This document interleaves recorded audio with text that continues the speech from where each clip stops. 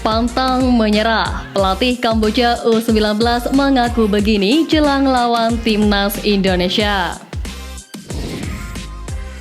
Sinyal juara, kombinasi skuad Garuda Nusantara ancam Piala AFF U19. Hanya dimanfaatkan deretan pemain Timnas yang gagal di Jepang. Sintayong ungkap fakta terharu supporter tanah air. Jadi, simak terus berita Timnas PES selengkapnya.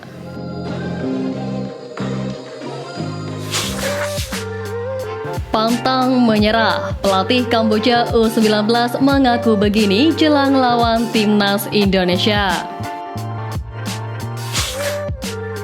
Pelatih Kamboja U19 Phea Sopheaktra menegaskan belum menyerah jelang lawan Timnas Indonesia U19 pada matchday kedua Grup A Piala AFF U19 2024.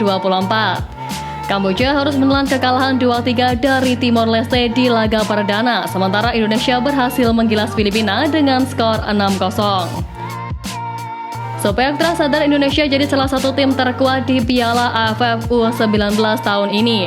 Selain itu, skuad Garuda Nusantara juga akan bermain di depan publik sendiri. Bahkan fans Kamboja memberi berbagai komentar mengenai timnya yang satu grup dengan Indonesia. Ya, mereka ketar-ketir akan pamor skuad Garuda yang diketahui lolos putaran ketiga kualifikasi Piala Dunia 2026 di bawah asuhan Sintayong. Beberapa fans mengatakan bahwa Indonesia menjadi penghalang bagi Kamboja untuk menjadi juara grup. Terlebih lagi, Indra Syafri memboyong pemain keturunan Indonesia yang bermain di Eropa untuk memperkuat Timnas Indonesia U19 seperti Jens Reven yang berposisi sebagai striker. Kendati demikian, sang pelatih Sopheaktra berencana tetap mempertahankan gaya permainannya saat melawan Indonesia seperti saat mereka menghadapi Timor Leste. Meski kalah dari Timor Leste, Kamboja menampilkan permainan atraktif dengan mendominasi permainan dan banyak melakukan kombinasi umpan-umpan pendek dalam menyerang. Saya tahu Indonesia adalah tim yang kuat, mereka bisa menciptakan peluang, banyak peluang. Namun saya mencoba mempertahankan gaya bermain saya. Kami belum menyerah, kami memiliki peluang untuk 2 pertandingan, kata Phea. Tentu saja Indonesia juga berambisi meraup kemenangan kedua demi menjaga asa lolos otomatis ke semifinal. Namun Kamboja juga tak boleh dipandang sebelah mata usai tampil cukup atraktif lawan Timor Leste. Sinyal juara, kombinasi skuad Garuda Nusantara ancam Piala AFF U19. Pertandingan Timnas Indonesia U19 di pentas Piala AFF edisi tahun ini menyisakan beragam momen unik. Selain berhiaskan 6 gelontoran gol di akhir laga, pertandingan ini juga dihiasi dengan sejajarnya tingkat kesuburan lini pertahanan dan lini serang dalam menciptakan gol. Dilansir dari laman pssi.org, 6 gol yang ditorehkan oleh anak asuh Indra Syafri tersebut disumbangkan oleh Arliansyah Abdul Manan dan Muhammad Iqbal Gwijangge yang masing-masing menciptakan brace, dan 2 gol lainnya dicatatkan atas nama Kadek Arel dan Jens Reven yang masing-masing mendonasikan 1 gol.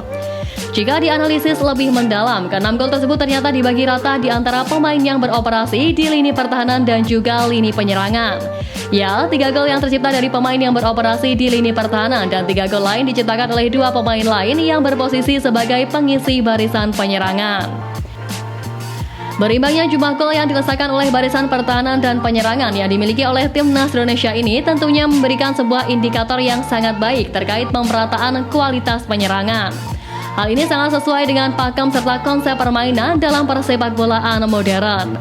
Pasalnya dalam sistem permainan sepak bola dewasa ini, tugas menjaringkan gol tak lagi melulu menjadi tugas dari para penyerang, namun juga menjadi tugas keseluruhan pemain yang terlibat permainan, termasuk para defender atau bahkan kiper sekalipun.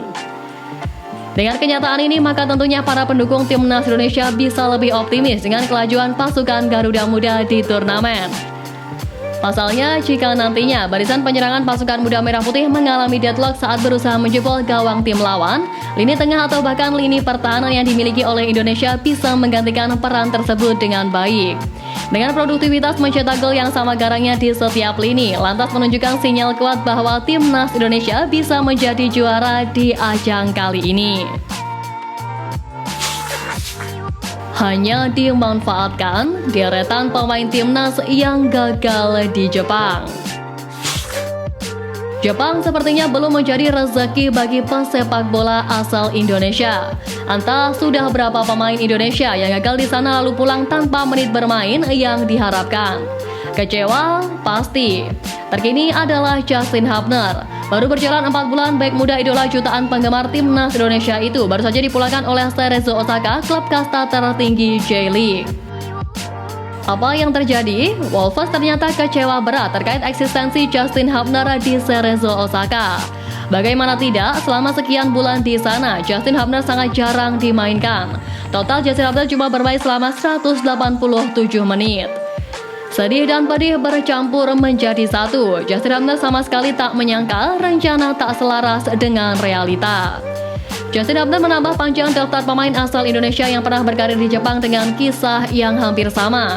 Pertama, yakni mantan penyerang timnas Indonesia Irfan Bahdim yang pernah memperkuat Vandervoort Kofu pada 2014-2015 dan hanya menjadi penghangat bangku cadangan. Selanjutnya, sang pemilik lemparan maut Pratama Arhan yang niatnya mendapat menit bermain di klub Jepang Tokyo Verdy tapi tak kesampaian. Selama setahun ia hanya tampil dalam 4 laga bersama Tokyo Verdy. Lalu pemain berlabel timnas yang pernah merantau ke Jepang lainnya adalah Stefano Lillipali. Sebelum menjadi WNI, ia sempat memperkuat klub Liga 2 Jepang Consadole Sapporo. Namun bersama klubnya itu, Lillipali tak tampil sekalipun lalu ia kembali ke Belanda. Nama terakhir yakni Ricky Yakobi, striker terbaik yang dipunya timnas Indonesia. Ketajamannya membawa Indonesia mampu menggondol medali emas sepak bola SEA Games 1987. Pesonanya yang luar biasa itulah yang membawanya terbang jauh hingga Jepang. Matsushita Electric Cikal bakal Gamba Osaka merekrutnya pada 1988, namun sang bomber gagal bersinar. Bukan karena ketajamannya luntur, melainkan lantaran faktor iklim yang menurutnya sangat dingin. Sintayong ungkap fakta terharu supporter tanah air. Sintayong merasa terharu dengan apa yang dilakukan fans timnas Indonesia pada dirinya. Bahkan hal yang sama sekali tidak pernah terjadi di negaranya sendiri, Korea Selatan. Ya, Sintayong dianggap punya peran yang penting atas peningkatan prestasi timnas Indonesia belakangan ini. Sebagai pelatih, dia dinilai telah meningkatkan level dari skuad Garuda. Paling baru, Sintayong membawa timnas Indonesia lolos ke putaran ketiga babak kualifikasi Piala Dunia 2026. Sebelumnya pun Indonesia dibawa lolos 16 besar Piala Asia 2023 dan juga semifinal Piala Asia U23 2024. Rangkaian capaian tersebut membuat Sintayong sangat dicintai fans Indonesia dan itu terlihat pada duel lawan Filipina Juni lalu. Ya, usai laga itu, fans di stadion meneriakkan nama Sintayong dengan lantang dan membuat momen itu sangat berkesan bagi sang pelatih. Mereka sangat heboh, semua meneriakkan nama saya dan menyanyikan lagu. Semua bersama-sama meneriakkan Sintayong, Sintayong. Momen yang sangat emosional. Kata Sintayong dalam obrolan dengan YouTuber Korea Selatan Lee Kyung-kyu. Mendengar cerita dari Sintayong, Lee Kyung-kyu lantas memberi tanggapan bahwa ia merasa yang dialami Sintayong adalah hal luar biasa dan tak pernah terjadi di Korea Selatan. Sintayong memang merasa diperlakukan dengan spesial oleh fans timnas Indonesia. Bukan hanya fans, Sintayong juga sangat terkesan dengan penerimaan pemain kepadanya.